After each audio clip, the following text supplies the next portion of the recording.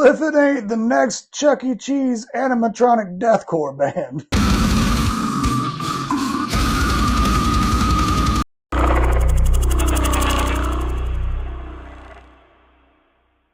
Welcome back to Ask a Marine. I am your host, Krangus Gillespie, the most rootinest, tootinest, toilet splattering, splendiferous comedian Marine you'll see this side of the Gulf of America.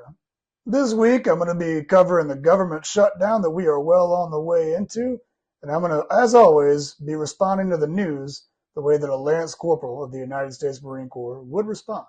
What is a government shutdown? Well, I'm so glad you asked. Hope you got your ELOs and TLOs ready. Instructor Krangus is coming to save you. A government shutdown happens when Congress fails to pass funding bills that actually fund the government operations.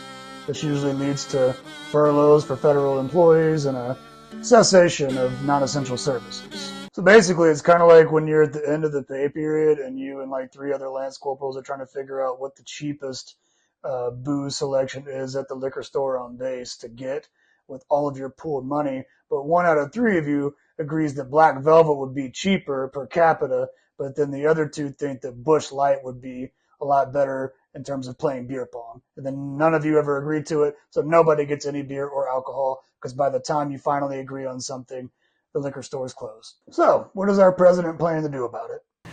And we'll be making cuts that will be permanent. And we're only going to cut Democrat programs. I hate to tell you. I guess that makes sense. But we're only cutting Democrat programs. That's how I said it to the press. Now, how did he say it on Truth Social?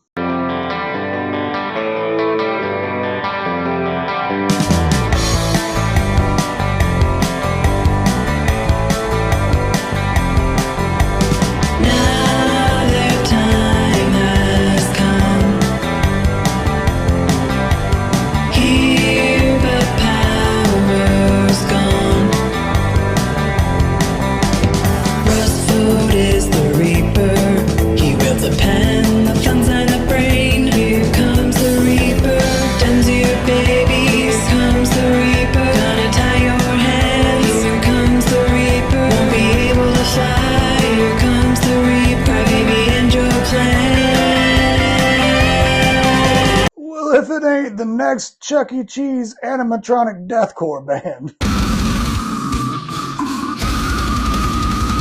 Honestly, my favorite part is that Trump could have picked frontman, he could have picked lead guitar, maybe even drums, but instead he chose to play the position of cowbell.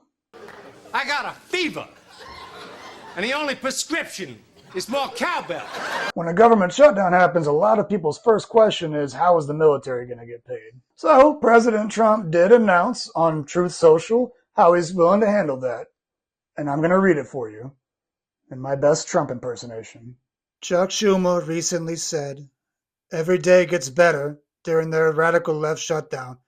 I disagree. If nothing is done because of our leader, Chuck Schumer, and the Democrats, our brave troops will miss the paychecks they are rightfully due on October 15th. That is why I am using my authority as Commander-in-Chief to direct our Secretary of War, Pete Hegseth, to use all available funds to get our troops paid on October 15th. We have identified funds to do this, and the Secretary Hegseth will use them to pay our troops. I will not allow the Democrats to hold our military and the entire security of our nation hostage with their dangerous government shutdown. The radical left Democrats should open the government, and then we can work together to address health care and many other things that they want to destroy. Thank you for your attention to this matter. Donald J. Trump. Marines rejoice! You will be paid! Oh my Lance Corporals down in Jacksonville, you are absolutely going to be able to afford the sublet that you have on that double wide that you're overcrowding with 6 other Lance Corporals. All my Lance Coolies out in Camp Pendleton, you're absolutely going to be able to spend all that paycheck at the Purple Church, effectively ruining your marriage and your career. All my Lance Cartridges out in 29 Palms, you're going to be able to go to GNC and buy 8 types of creatine to make you even more jacked, because there ain't nothing else to do in 29 Palms. All my Lance criminals out in Okinawa, you're probably going to be on lockdown anyway, so enjoy the dominoes. Now, I have noticed a lot of people on the left claiming that this is an illegal move, and let me tell you firsthand, it's not.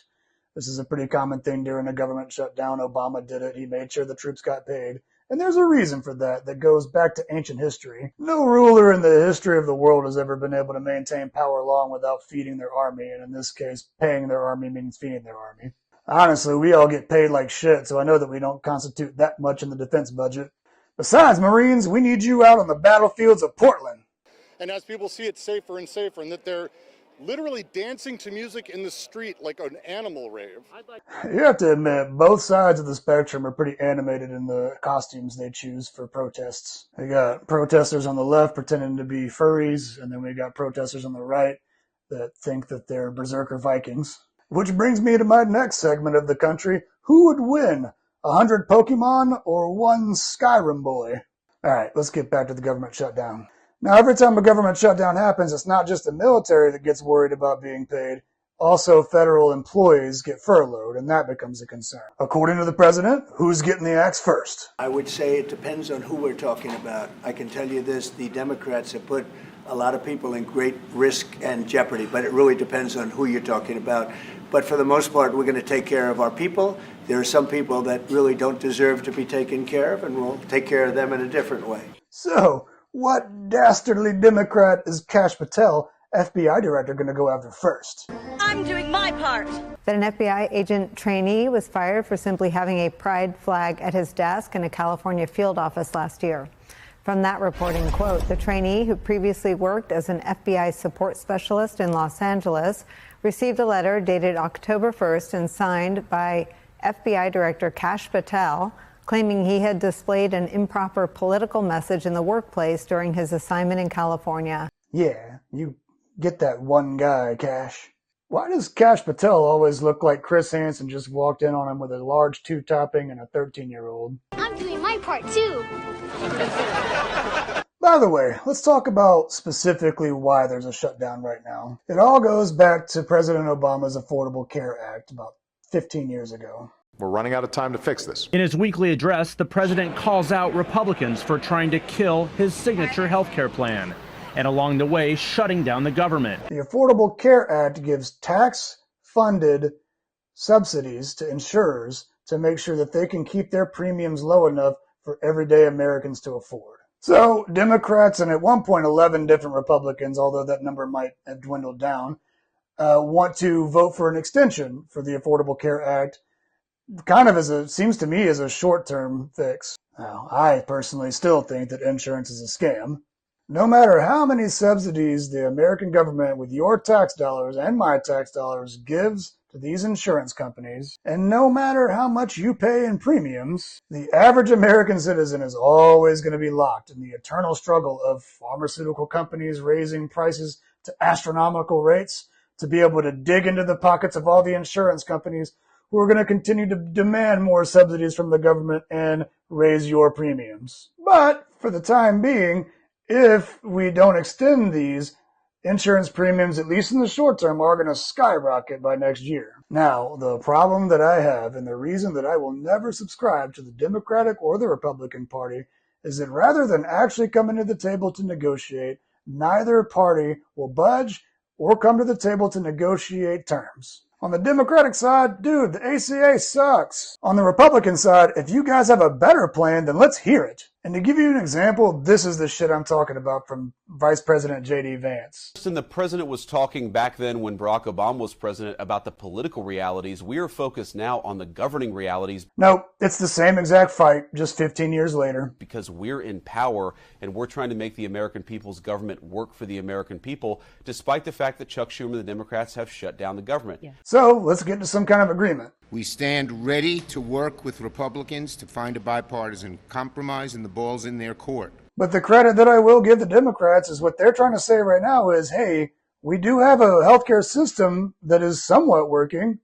So according to the Kaiser Families Foundation's analysis today, without ACA premium tax credits, premiums will double, more than double on average. And this not only affects those on ACA, it affects just about every American family with health insurance. To me, it stands to reason that, hey, if the Republicans have a better plan, then let's hear it so that the negotiations can begin. Although I gotta say, I don't really have a whole lot of faith in what you guys can come up with health insurance-wise if this is the guy that's in charge of your Health and Human Services Department. There's 2 studies that show children who are circumcised early have double the rate of autism. And those boys all end up in the Marine Corps. The Marine Corps really can be described as that part in Pinocchio where everybody goes to the island of bad boys where they're all smoking cigars and drinking and they're all circumcised and taking Tylenol. I do like the arguments that I get from people that are uncircumcised that say, oh, it's scientifically proven that it feels better for the woman. I don't know if that's true or not. I just know that I've never seen a dildo with foreskin. Now, I didn't vote for Donald Trump, but once he got elected, I wasn't hateful. I said, all right, you got it. Now you got to do the job. Now, according to the president's own words, if there is a shutdown, I think it would be a tremendously negative mark on the president of the United States. They're not going to be talking who the head of the House was, the head of the Senate. I really think the pressure is on the president. If you were president, what would you do? Well, very simply, you have to get everybody in a room. You have to be a leader. The president has to lead. You have to get the people in a room, and you have to get a deal. So, my question to the president is, can he solve this problem without using scare tactics against people that oppose his views?